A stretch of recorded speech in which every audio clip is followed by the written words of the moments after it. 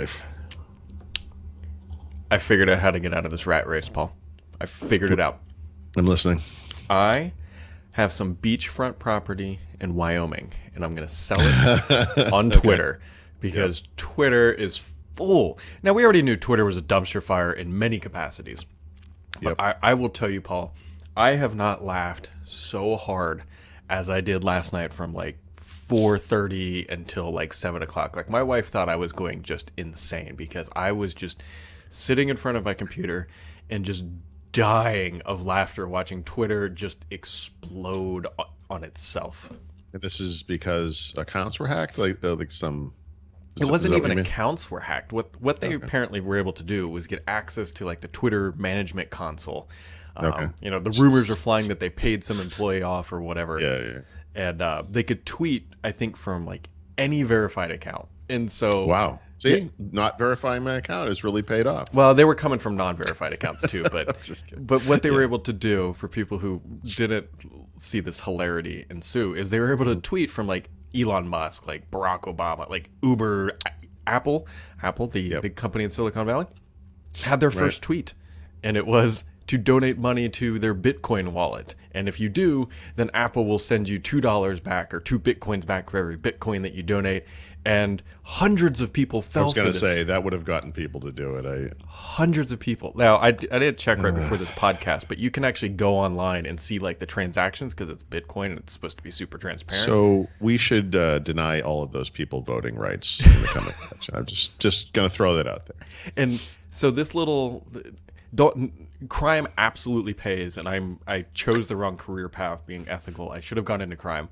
Like at 6 o'clock last night, like over $120,000, like actual dollars, if these people would cash out their Bitcoins, had been transferred to this wallet because people were... Oh my God, are people stupid? Jeez. Oh, it was great. It was great. And I'm like, you can see Twitter was like trying to like wrestle back control of these accounts and everything. And it was just, oh God, I was laughing so hard just watching Twitter just completely explode. And it was the best part of my week, probably a month, maybe even 2020. Yeah. So, I mean, I was aware that this happened. I didn't see it happen. I just sort of saw the headlines, but, this morning I was starting work and my phone buzzed and I looked down. It's from my son, Mark. And it's a screenshot of you replying to something on, I guess it's Elon Musk's. So what happened is I think like the first thing that Twitter did was they applied like a global filter to the Bitcoin wallet address because it's like a really obscure character string and whatnot. And so like the little hacker people figured it out, and so they tweeted hi from Elon's account. And the first thing that popped into my head was I responded to it. I said, Elon, if this is really you, manipulate the stock market because, you know, he's famous for doing that on Twitter. And then somebody screenshotted him hi, and then my stupid tweet, and then it got to like the top of Reddit. So this explains my son's comment because there's the picture of the screenshot, and it says, "Looks like Brad is now Reddit famous."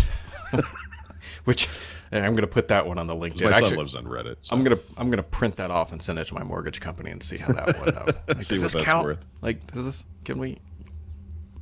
Right. So, anyways, that's how I spent my evening. Was just, you know, that sort of not like a healthy laughter, but more of like the insanity laughter. Like, this is the peak. This is where it all just, you know, comes unraveled. And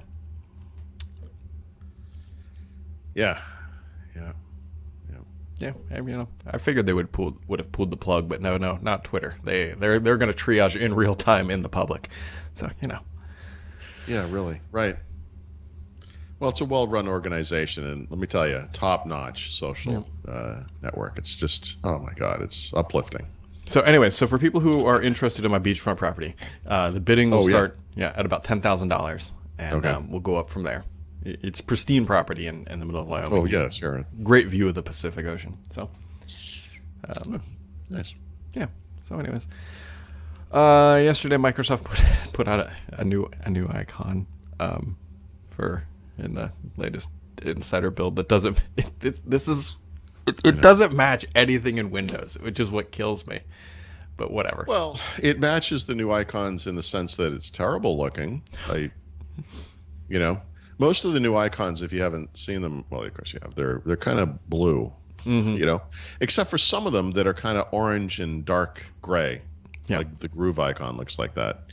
So knowing that Groove is orange and dark gray, you would scroll down the movies and TV and think it must be orange and dark. Nope, it's blue.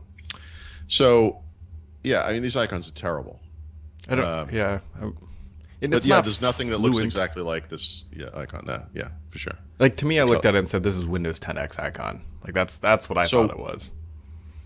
You're probably mistaking it with the Duo thing, because what this really looks like is the Android settings icon. It looks exactly like it. Yeah, probably. I mean, maybe they're making it consistent, or maybe they're just making it up as they go along. That is far more likely. Yeah. Yep. And then also buried in the announcement page for a new Windows Insider build, Launcher 6 is now available, because that was the weirdest place to put that announcement. But I can't let this moment pass to criticize the writing of this blog post, because it is the shittiest in a long list of shitty blog posts from these people, and I don't understand why the writing is so terrible. But literally the organization, aside from the writing problems, the organization of the article is: here's some stuff that's in a new build of Windows 10 for insiders. Here's Launcher, which, by the way, is not available. It's available for some people in beta, and they're rolling it out slowly, so some people still get 5.1.1 when they download it, but he doesn't mention that, of course not. The next section down is, here are some changes that are coming to Windows 10 generally that have nothing to do with the Insider program. And here's a new icon for the Settings app, which is specific to the Insider program. That's how that blog post is broken down. That's one blog post. So if you care about the launcher, like I think a lot of people do, and you were hoping, how would you find this? Why would you look at a post about a Windows Insider build for Windows 10 on PCs to learn about an Android launcher and not learn everything you need to know, because it's not even rolling out to everybody yet. So, yeah. Sorry, I was not paying attention. I was trying to look up my Bitcoin wallet ID to mention that to everybody who's interested in my Wyoming property. But yeah, I mean, it's another day in paradise. Yeah, it's just, we have a lot of extra time on our hands. Maybe run it through Grammarly. I'm still surprised Grammarly is an independent thing. Like, I get why Microsoft may not buy them. I don't agree with it. I do not agree with why wouldn't buy Grammarly. But I would think like somebody would snatch them up. I don't even know if they make money. I know they send me 75 emails that say, "Hey, please sign up for premium," and I just kind of every day, just kind of scooch those to the side. It's too much money. If it was, less, I would do it. I'd love to pay for it. I would pay, like, if they said, "Hey, $12 for the year to support us," I would in a second. The problem is that all the premium stuff that they offer, like none of it is appealing. I have a very big problem with putting my content in their editor because it's not saved locally. Yeah. And so, like, I'm not going to pay for that. And that's what's changing. So they just this just went out like 3 minutes ago. There's really? Native. Well, they're starting with Google Docs. So Google Docs now has a sidebar, and if you have premium, it will do all of its stuff over there, and so you can stay within that native editor. And whatever. I mean, I'm sure it will. I don't want to use the Grammarly editor for sure. Right.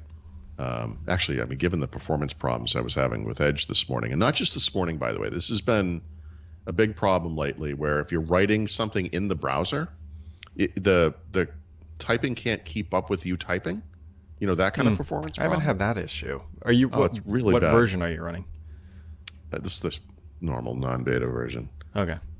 This has not been a problem. I've been using Edge since early last year. I mean, I've been using it forever. This has never been a problem. It's just in the past couple of weeks. So I remember, like, Mehdi used to write articles like right in the editor in WordPress. It would be impossible to do that with Edge. Like, the performance is so bad. You literally can't sit there and write. And so, like, when I post something like the Windows Week Review, there's a little blurb and a couple of links. I usually do that right in the editor. I had to use Word. It's like, guys. Anyway. It's interesting because I honestly haven't run into this. I don't run Canary, and I don't run the stable. I only run Dev, which is updated weekly, something like that. Okay, maybe that's why. I don't know. By the way, I mean, semi-related to this. No, actually, this may be literally related to this. Chrome. I didn't write about this, but Chrome or Chromium had kind of come out and said, "Hey, this thing that Microsoft put into Chromium that reduces memory usage, I think it was, has caused a major performance problem. So we're pulling it." And then the Edge guys came back and said, "Yep, actually, we're seeing the same problem." And I wonder if that is the problem. Like they added a thing to Edge to fix memory problems. Yeah. And what it caused was a performance problem. So maybe that is what I'm seeing. Maybe it is. Maybe you're one of the unlucky few. Yeah. Yep. Actually, I bet you're probably not too far off. I do remember seeing that from the Chrome team. So. Yeah. So anyway, I don't know what the solution to that problem is. I guess use Dev or whatever. But Beta, what is there? Beta, Dev, and Canary? Is that what's the three? It's Canary, Dev. Yeah, no, so it's beta, Dev, and then production, I think. Dev is weekly, so beta must be, what, 6 weeks? Every 6 weeks? Yeah, something like that. Yeah. So, anyways. It's Thursday, right? Is it? Yeah, it is. This morning's trash day, so that's how I keep that in check, I think. Maybe. I don't know. My wife makes fun of me because every Tuesday is our trash day, and we'll be eating lunch, and I'll hear the sound, and I'll pause that we watch the TV show, we eat lunch, and I pause it. And she goes, "Yeah, it's the trash trucks." I hear the sound. I'm like, "What is that? Is Godzilla attacking our neighbor?"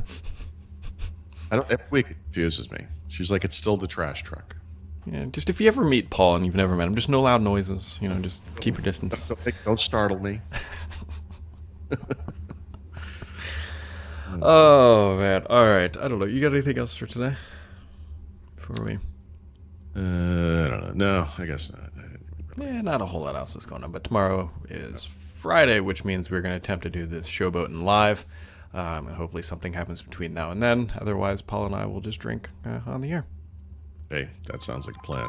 It's always a plan, I think. By my property.